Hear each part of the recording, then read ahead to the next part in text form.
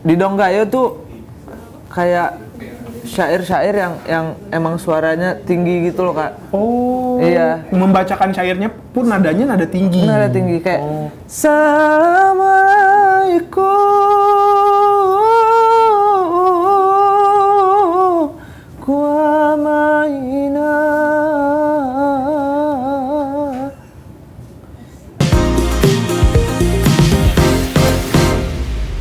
Gue Tommy, lo lagi nonton Chit Chat kali ini bersama dengan Kenry.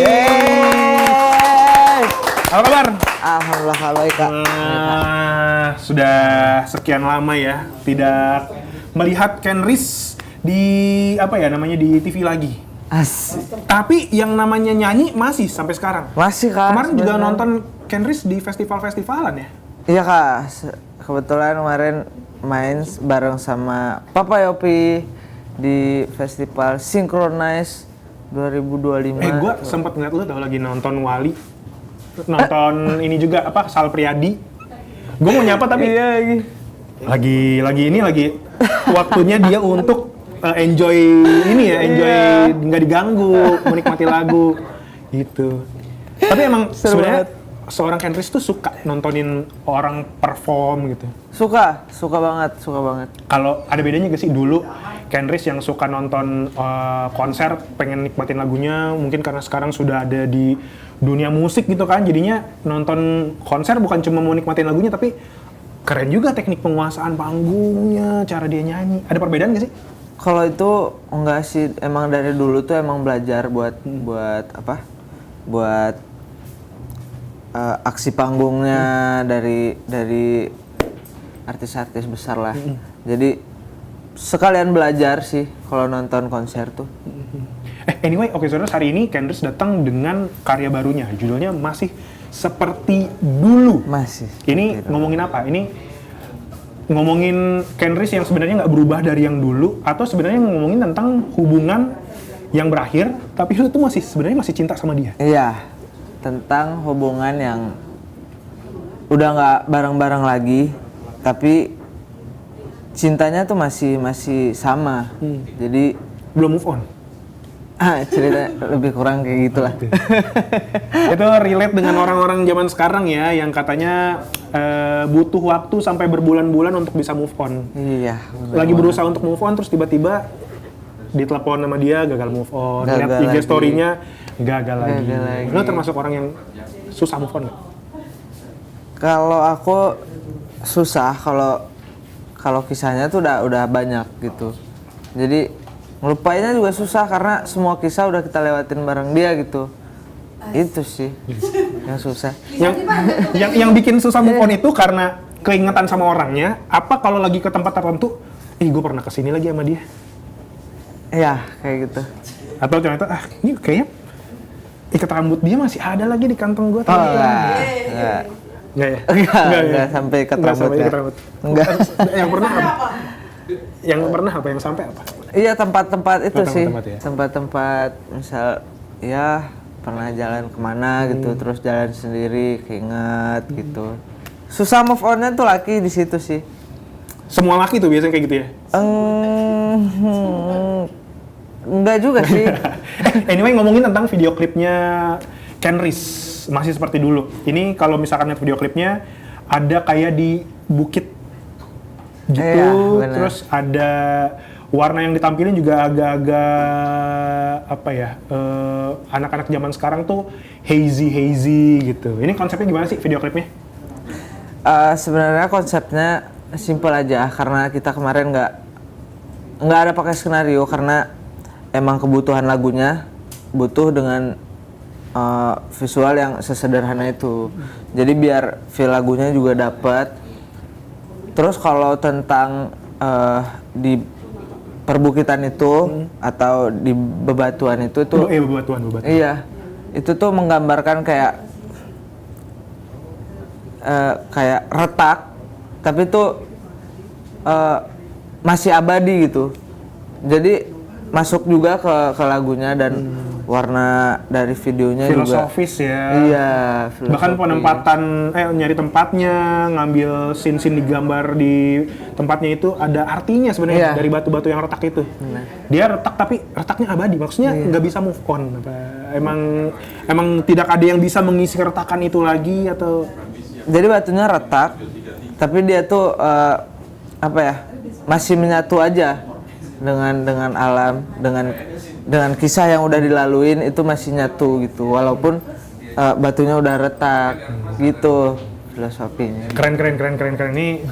Ini emang lo yang punya ide atau emang ini diskusi atau ternyata emang gue pengen video klipnya di yang garap orang-orang ini nih, gue udah percaya dengan gambarnya udah pasti bagus, konsepnya udah pasti oke, kreatif atau gimana, Chris? Enggak, ini semua karena bantuan dari kerja keras dari tim aku juga, dari tim label aku, dari tim manajemen aku.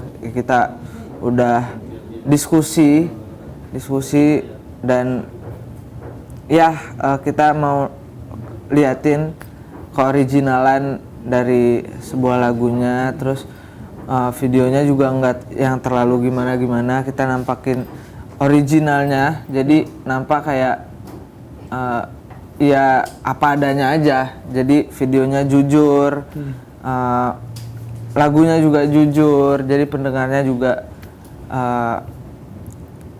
gitulah.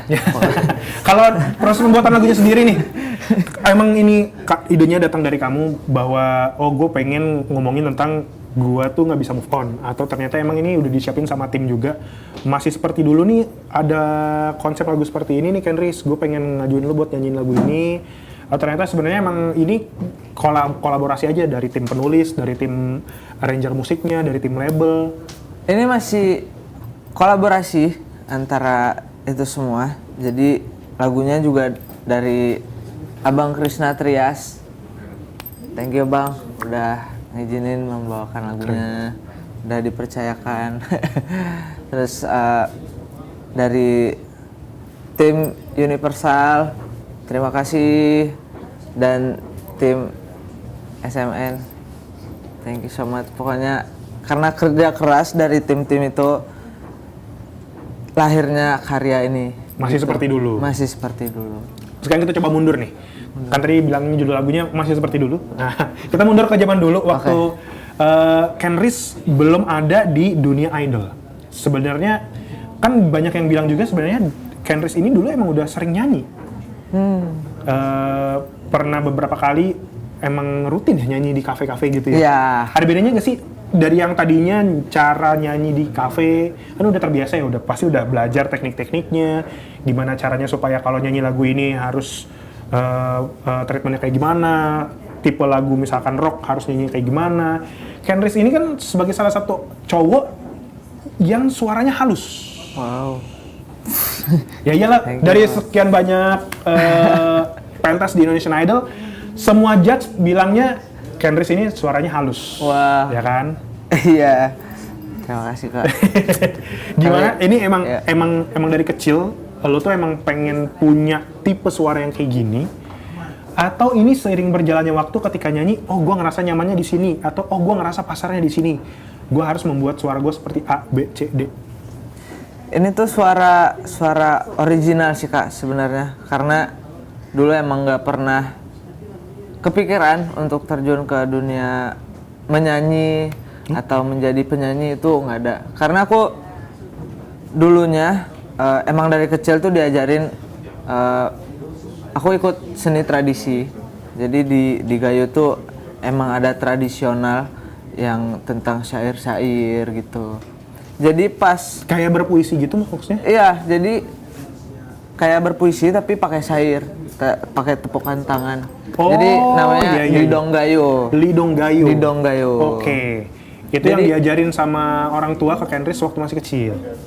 Itu pas SMP Kak, malah aku ditunjukin guru buat ikut. Mendalami itu gitu ya? Iya, buat ikut serta lah sama pentas seni itu. Oke. Terus kalau dari ayah tuh emang apa, pemain musik lah, bisa dibilang pemain musik di daerah aku.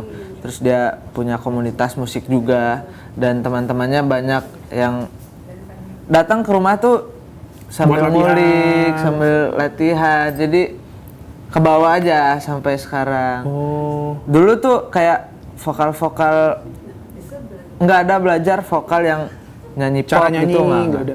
Berarti belajar kayak nada itu udah otodidak aja? Otodidak. Wah keren banget. Karena kayak Nggak gampang loh, sorry ya motong ya. Itu nggak gampang karena banyak orang yang otodidak belajar nyanyi, terus begitu lagi coba nyanyi di panggung, mungkin karena deg-degan atau mungkin cara belajarnya nggak bener, jadinya fales. ya benar. Lo tuh gimana caranya supaya otodidak tapi bisa masuk Indonesian Idol? Berarti kan udah terbukti kualitas teknik nyanyinya tuh gokil.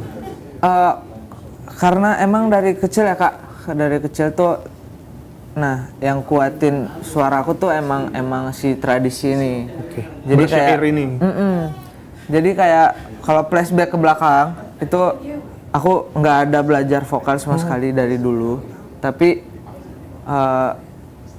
di Donggayo tuh kayak syair-syair yang emang suaranya tinggi gitu loh Kak. Oh. Iya. Membacakan syairnya pun nadanya nada tinggi. Nada tinggi kayak Assalamualaikum Kuamaina. Kayak gitu. Aslinya emang selalu itu ya. Gokil. Gila. Merinding loh. Dan itu biasanya durasinya berapa lama untuk bersyair itu? Kalau kita pentas seni dari sekolah tuh 10 menit gitu-gitu. Oh, Tapi kalau acara tertentu, kalau lagi ada acara nikahan gitu, itu bisa dari jam 9 sampai jam 4 pagi, Kak. Dari jam 9 malam sampai 4 pagi? Karena Tapi dibagi gantian apa? gantian. Jadi ada dua kelompok itu kayak adu-adu pantun gitu. Tapi dengan bahasa gayo, bahasa Dan juga dengan cara penyampaiannya dengan nada tinggi seperti itu. Bener. Gokil, 10 menit itu nggak pegel tenggorokan setinggi itu nadanya. Makanya itu Kak, karena memang udah terlatih di situ sih. Makanya aku syukurnya alhamdulillah bisa dapat. Oke. Berarti dengan sebenarnya anak-anak zaman sekarang nggak boleh bilang juga, gue nggak mau ikut acara adat, so lasira, so old gitu, itu untuk OG gitu ya. Jadi sebenarnya dengan mempelajari hal-hal seperti yang tadi Kenris lakukan ya, apa syair itu Di Donggayo. membuat Kenris bisa memiliki karir seperti sekarang gitu. Berarti sedikit banyak bersyukur juga ya dengan adat istiadat Aceh Pastilah ya. Kak, karena aku emang belajar seni itu emang dari tradisi. Awalnya tuh emang pure dari tradisi, aku bisa main suling gayo. Oh, bisa suling juga? Bisa, aku Bedanya suling gayo sama suling biasa tuh apa? kalau suling gayo tuh do re mi fa sol la si do nya nggak lengkap. Jadi do re mi do re ma. Jadi mi nya nggak ke mi Oh, jatuhnya. naiknya setengah? Iya, Apa naiknya terus setengah. Naiknya setengah. Oh, Do, jadi ada re. nada yang minornya? Ada yang minornya. Oh, makanya dalam bersyair pun nada-nadanya dari awal tuh banyak yang minornya Iya, kan? benar. Oke. Jadi dengan adat istiadat yang Aceh yang Kenris pelajari, tadi bersyair. Iya, bersyair. Gimana caranya panjang durasi nyanyinya dengan nada tinggi, terus latihan napasnya juga dengan suling. Iya, Habis dan apa lagi? suling. Aku bisa tari tradisional juga, tari guel namanya. Jadi emang ikut komunitas seni, emang dari dulu tuh aktif di seni tradisi. Oke. Tapi kalau boleh tahu sebenarnya Kenris cita-citanya dulu apa sih? Kalau cita-cita, kalau kecil ya, Pilot. kecil kan pengen jadi Dokter. pilot, dokter, polisi gitu kan. Tapi sekarang pengen jadi diri sendiri aja sih sekarang. Itu mah bukan cita-cita. Itu kan orang tuh cita-cita pengen jadi orang sukses gitu, pengen menjadi diri sendiri ya. Ya pengen jadi diri sendiri, dan ya cita-citanya tuh membahagiakan kedua orang tua Gokil. gitu ya. Betul, itu cita-cita pria di umur-umur sudah quarter life crisis ya. Anyway, sekarang Kenris umur berapa? Umur 24 Kak. 24 tahun, bentar lagi setahun lagi tuh quarter life crisis tuh. Biasanya Iya. udah mulai apakah langkahku benar ya Tuhan?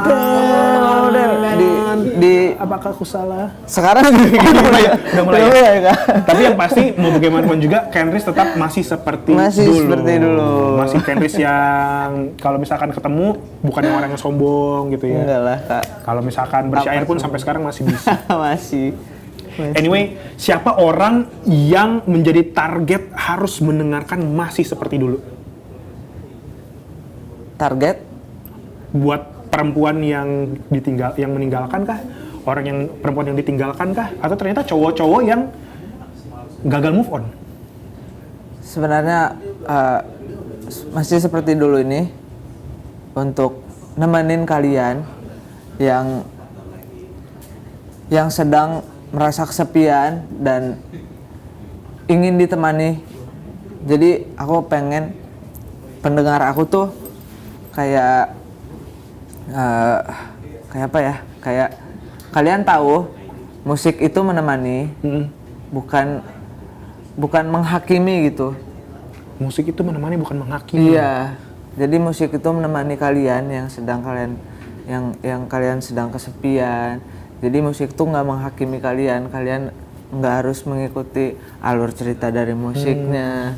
Jadi musik itu untuk menemani hati kalian aja sih, itu sih. Baik, ini sekarang mungkin ini buat Kenzone di luar sana.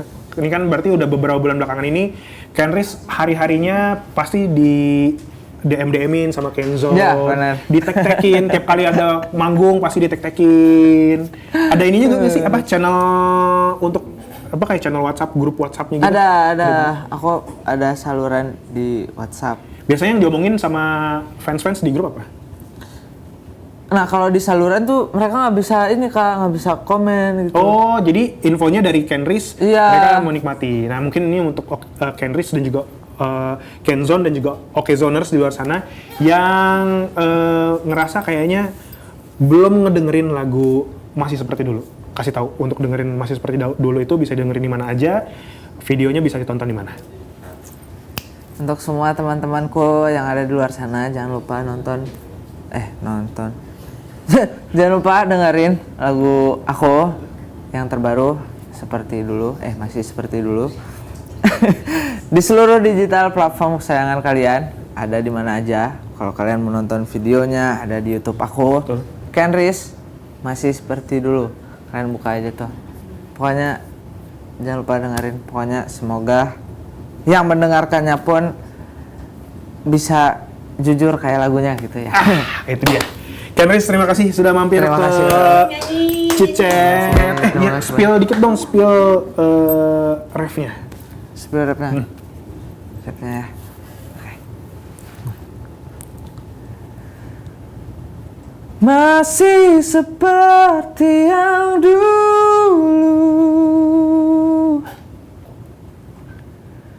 hatiku utuh untukmu, sepenuhnya ku coba mengurai makna, seluruhnya ku milikmu.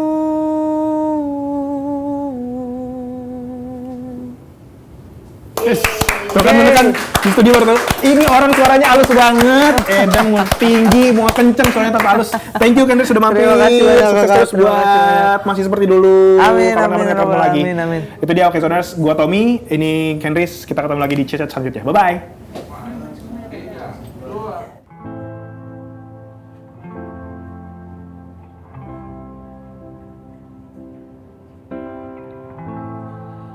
Masihkah ada kita pada kisah yang usang, dua manusia yang hanya terjebak rasa, ataukah kita memang tercipta bersama? Masih seperti yang dulu, hatiku utuh untukmu, Sepenuhnya ku coba mengurai makna, seluruhnya ku milikmu. Menepiskan gelisah, dua hati yang resah, berharap tetap untuk selalu bersama. Ku tahu masalah banyak di depan sana, masih seperti yang dulu. Hatiku untukmu, seperti